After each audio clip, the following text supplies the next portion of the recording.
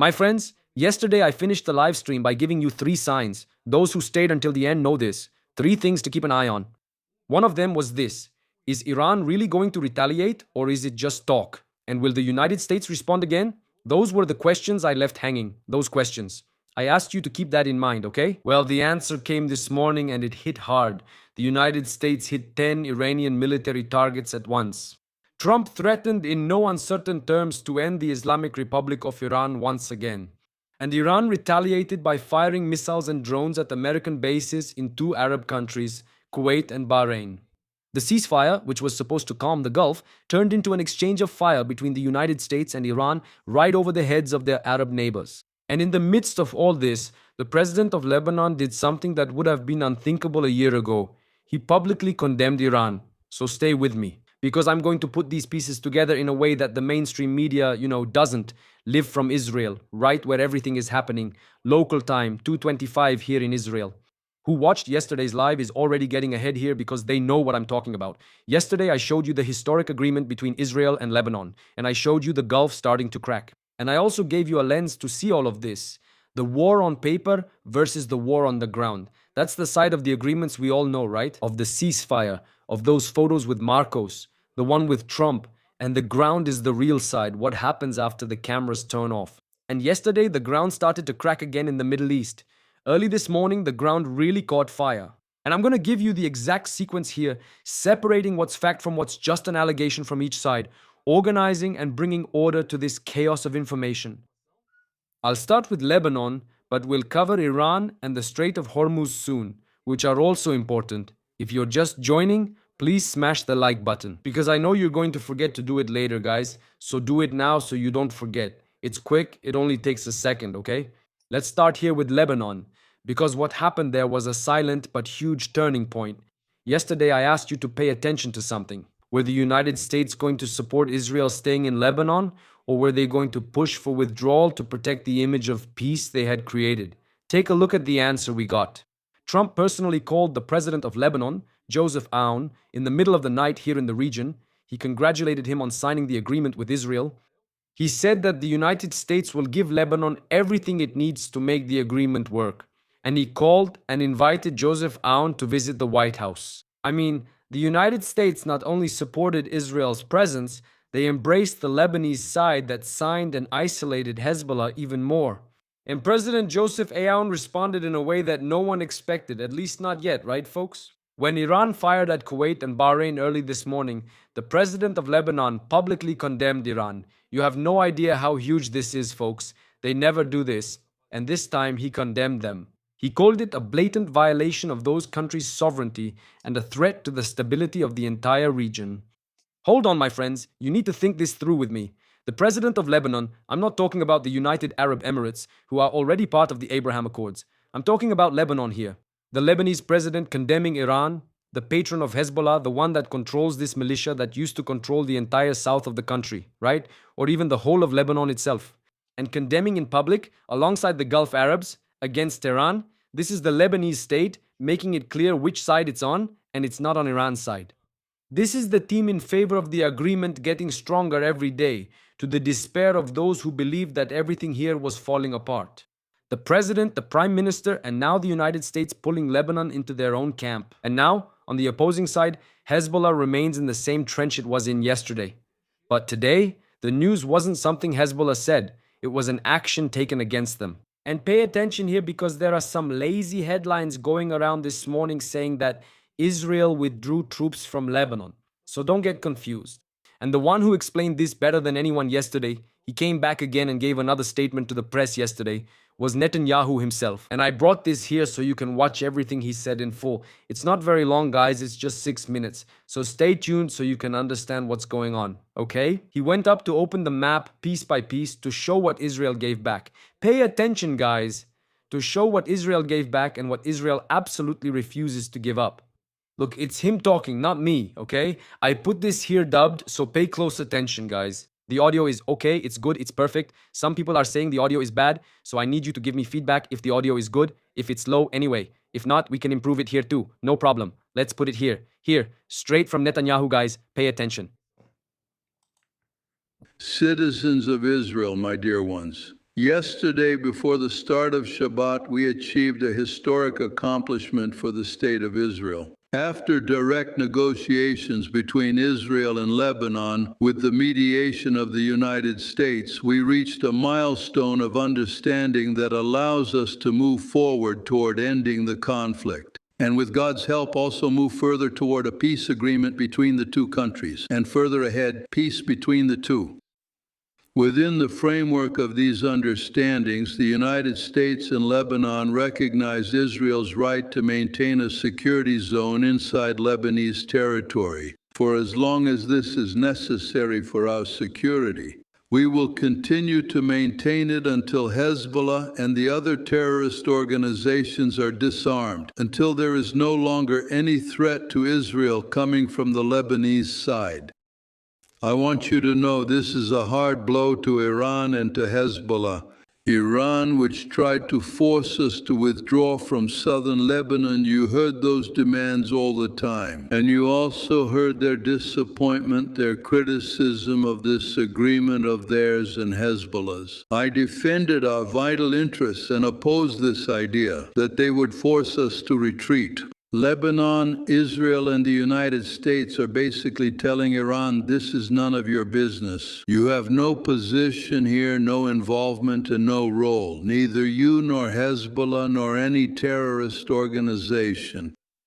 Israel and Lebanon have agreed on 2 areas adjacent to the Yellow Line as recommended by the Israeli Defense Forces, in which there will be a pilot project for the disarmament of Hezbollah and the transfer of the territory under the control of the Lebanese army. I'll show this on the map. The black line is our international border with Lebanon. The yellow line is the security line, or more precisely, the boundary of the security zone. And here there's a small addition that we made in the last few weeks.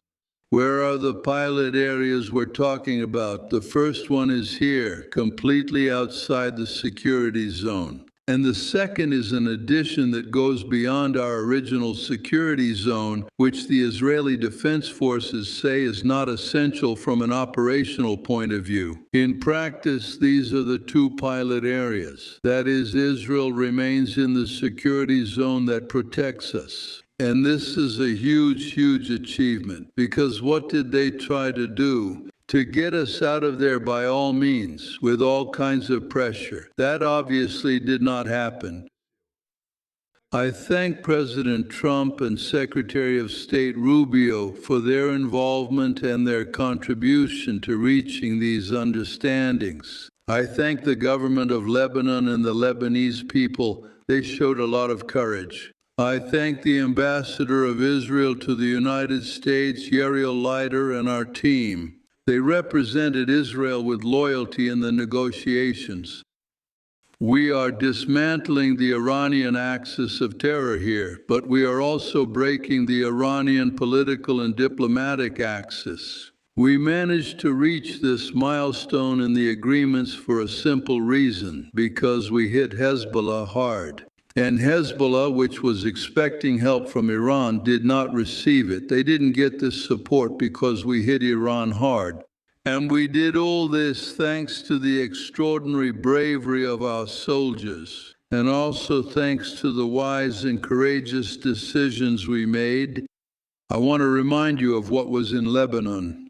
Hezbollah had 150,000 missiles and rockets, and we eliminated about 90% of that immense arsenal. We hit them with the pagers, eliminated Nasrallah, eliminated the commanders of the Hadwan force. Just in the last 2 weeks, we eliminated more than 200 terrorists. And at the beginning of the war, we eliminated more than 9,000 Hezbollah terrorists. We took Beaufort and we remain at Beaufort. We took the Laboon mountain range, and Binti Jebel is under our control. We are destroying their terrorist infrastructure throughout the region. In this entire yellow zone, we simply destroyed the terrorist infrastructure. There are bunkers, there are tunnels, there are terrorist villages. We destroyed everything.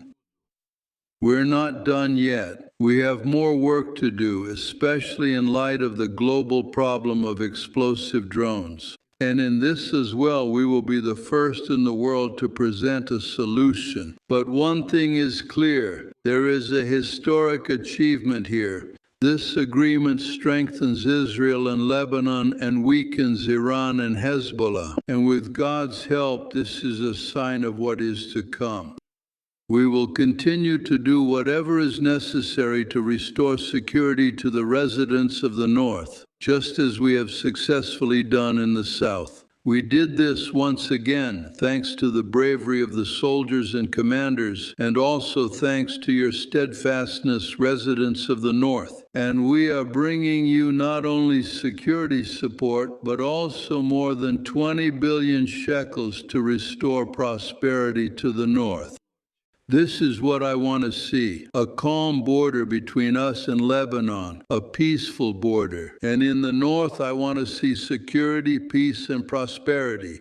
And what happened in the south, which is now thriving near Gaza, will also happen in the north. That is my goal, and with your help and God's help, we will achieve it.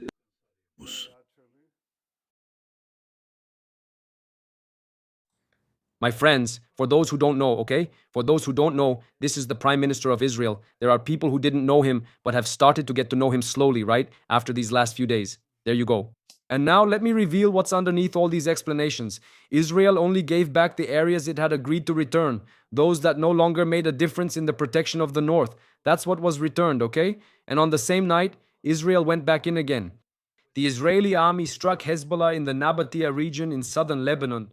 They eliminated Hezbollah fighters armed with rocket launchers and destroyed a launcher that was threatening the troops. There was also an airstrike near the village of Deir Suria. This is exactly the freedom of action I explained to you yesterday playing out in practice. This comes from the parts that aren't needed, folks. Israel only left those areas that aren't needed at all and keeps going in where needed to remove the Hezbollah threat.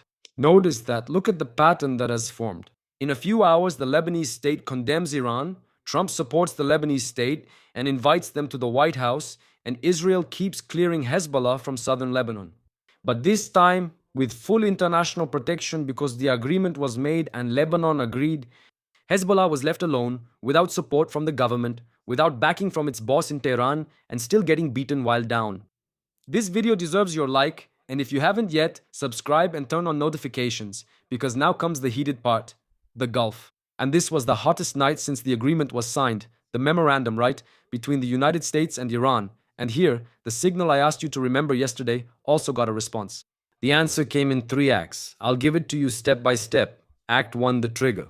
In the morning, around 4 o'clock to 4:30, Iran launched a suicide drone at an oil tanker crossing the Strait of Hormuz. The ship is called Kiko, that's the name of the ship, flying the Panamanian flag and carrying more than 2 million barrels of oil. The drone hit the ship, and this is the second cargo ship hit in just a few days. The reason is the same as yesterday. The ship was crossing the route along the coast of Oman, exactly the route that Iran forbids, because Iran demands that every ship passes right next to the Iranian coast under its watchful eye. I'll show you the route the ship took. This is it, folks. This is it, okay? It's through here, this part here. Iran demands that they only pass here. Look, in this region, right next to Iran. In other words, you can see there's a gap here, right? There are hardly any ships passing through here.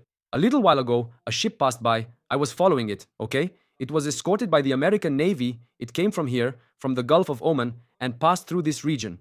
Iran bombed it exactly here at this point, right? So, Act 2, the American response. This time it was a bit heavier than the other times. Pay close attention. At night, fighter jets from the United States Navy and Air Force went after 10 Iranian military targets at several points near the strait.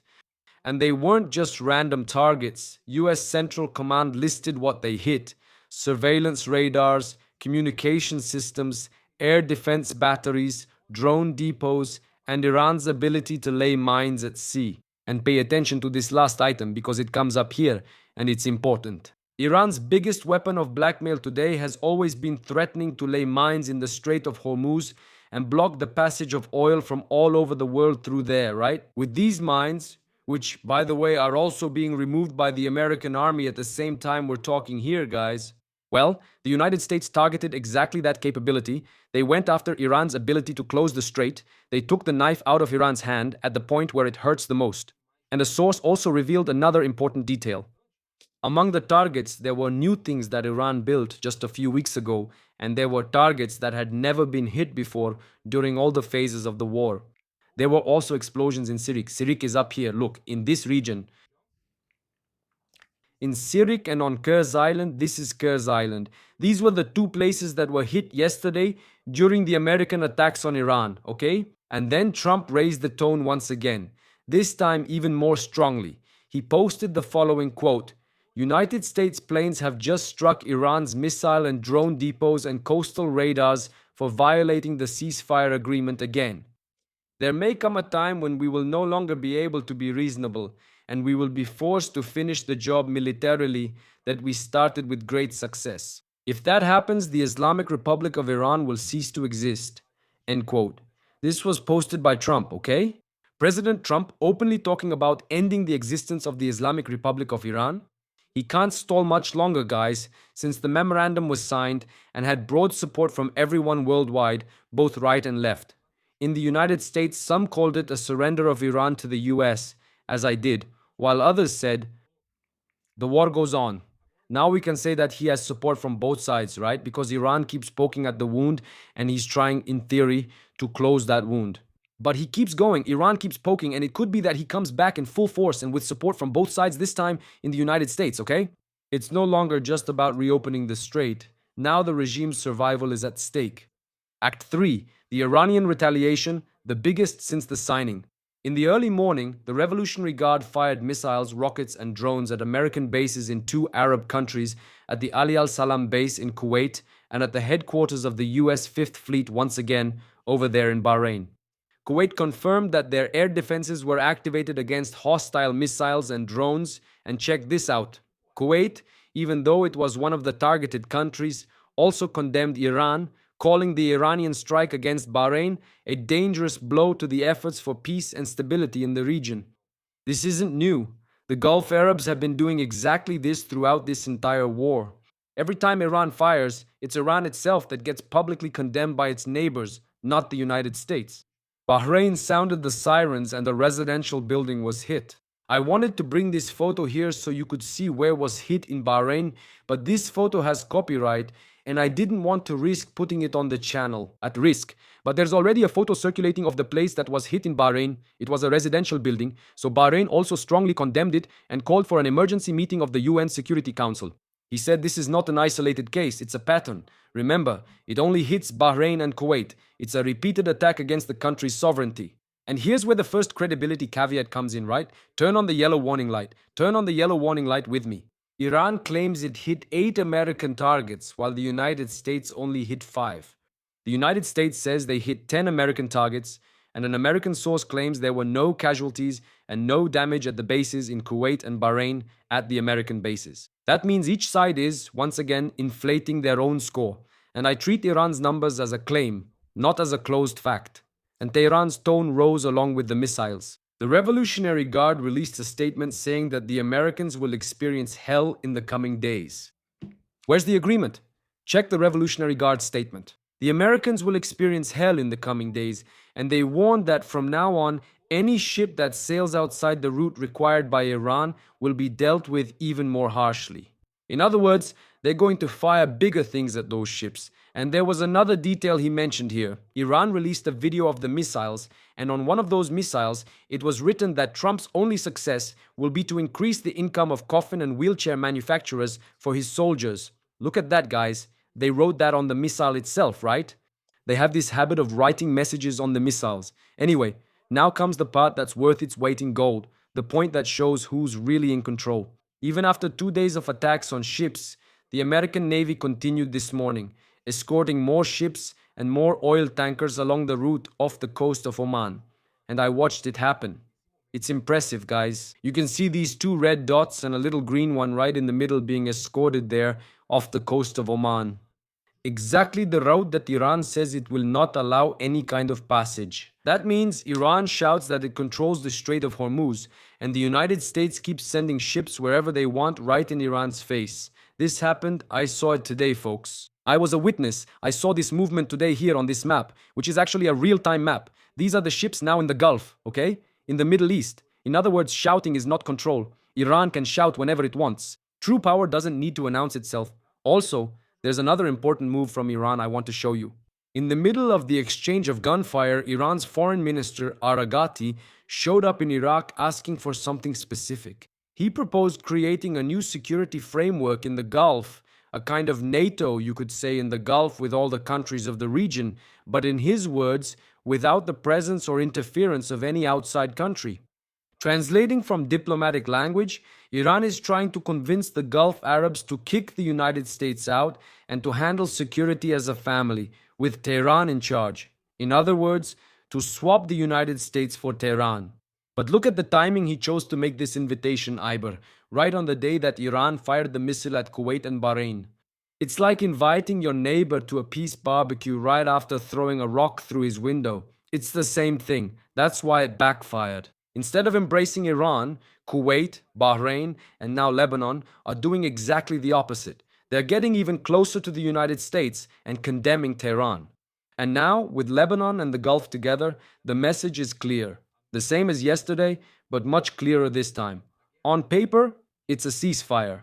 The war on the ground means missiles flying between the United States and Iran, and Israel striking Hezbollah in southern Lebanon. The agreement isn't dead, it's being enforced by force. And here I also recognize Trump's cold logic, okay? There's a logic to it. He declares the strait open, keeps the agreement alive in front of the cameras, and stages the peace photo op. That's what Trump is doing. But every time Iran tests the United States, it responds more strongly than the previous time. Just check the targets hit in the other rounds of American attacks in that region. Yesterday it was depots and radars. Today it's 10 targets and a threat to end the regime, just like Donald Trump said. His stick is getting bigger with each round, and Iran is facing the dilemma of being cornered. If he stops, he looks weak in front of his own people after so much talk.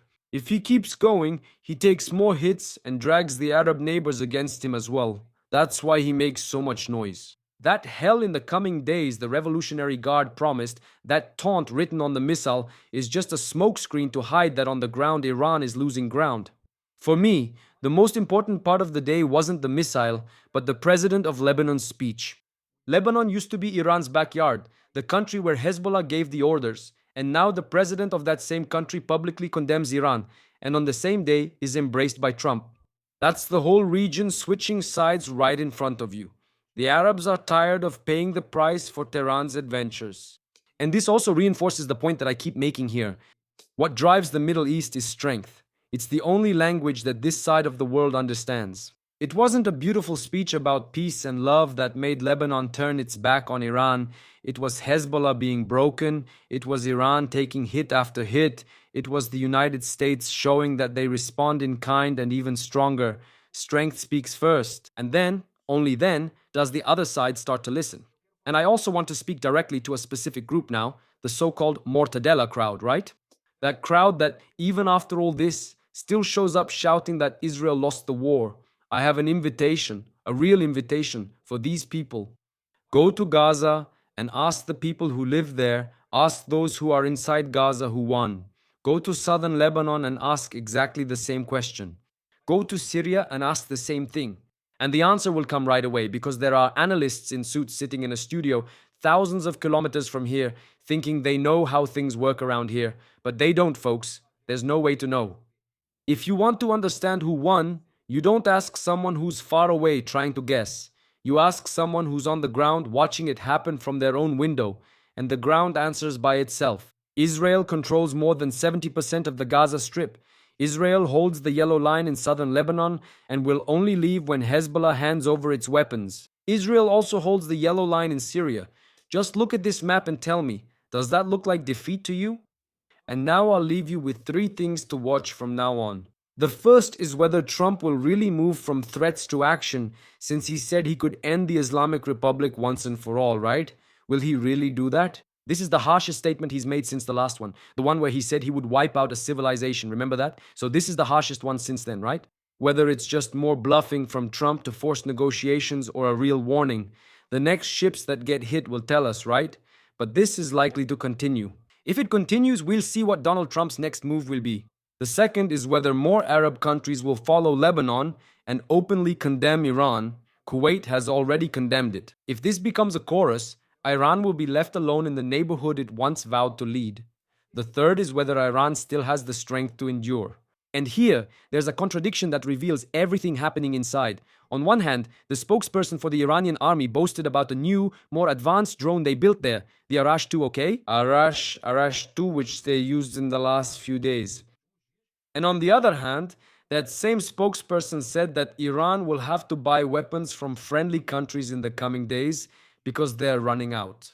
That means he shows off a new toy with one hand and with the other admits that their arsenal is scraping the bottom of the barrel. Whoever is winning doesn't go running to borrow weapons from abroad. I'm going to wrap up here, folks. In 24 hours, you saw the president of Lebanon condemn Iran and get invited to the White House. You saw Israel strike Hezbollah again in southern Lebanon. The day after the agreement, you saw the United States unleash fire on 10 targets inside Iran, and the American president openly talk about ending the regime. And you saw Iran retaliate against Kuwait and once again against Bahrain as well, even hitting buildings where ordinary people live.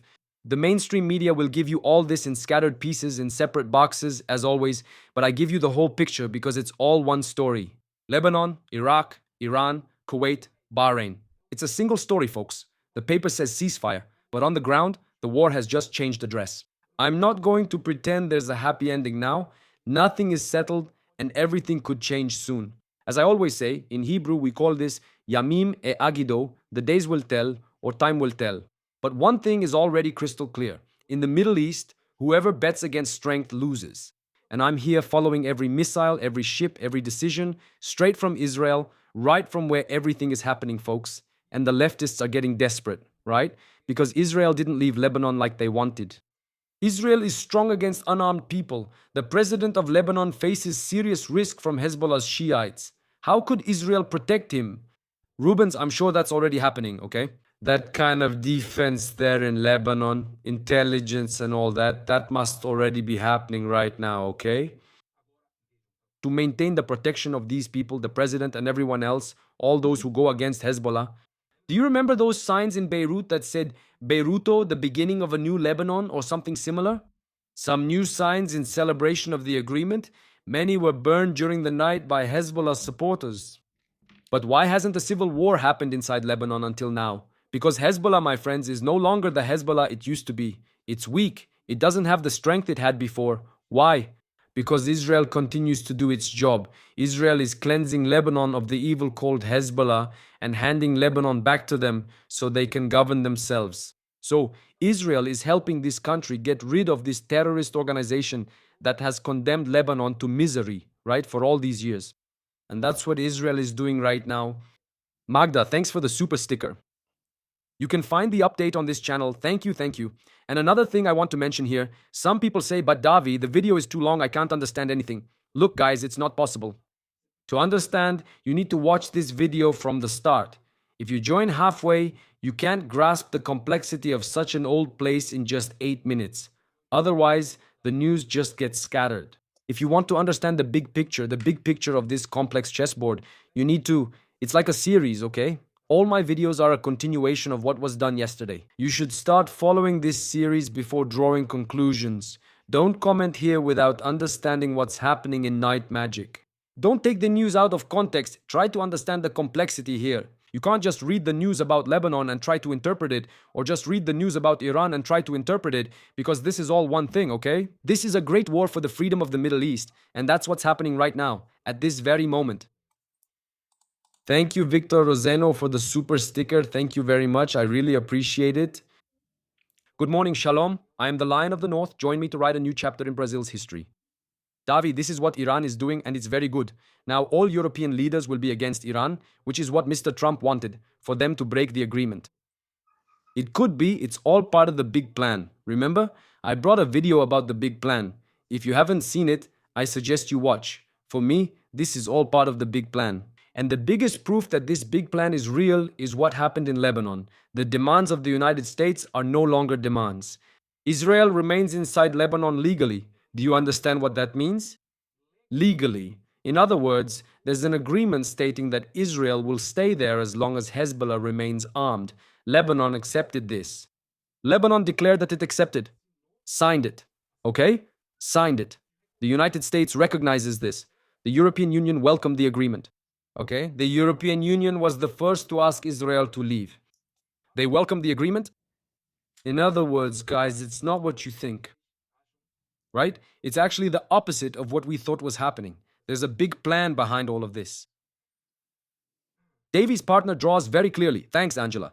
Some people only understand through drawings, so I brought Netanyahu. This time, Netanyahu drew everything, and I think many people understood. For the mortadellas, even drawing doesn't help. No matter how much you try, some won't change their minds, no matter how long you spend. That's what I always say. Someone who doesn't like Israel, your explanation won't make a difference. They'll keep thinking they're right. They'll stick to their point no matter the evidence. So talking to them is pointless and a waste of time. And those who are on the fence, who still don't know where to, place their bets, those people, you can talk to them, you can show them the facts, and they'll decide for themselves. Okay? That's it, yeah. But those who come here and write a bunch of nonsense, it's because that guy, let's say, there's no saving him anymore. There's just no saving him at all.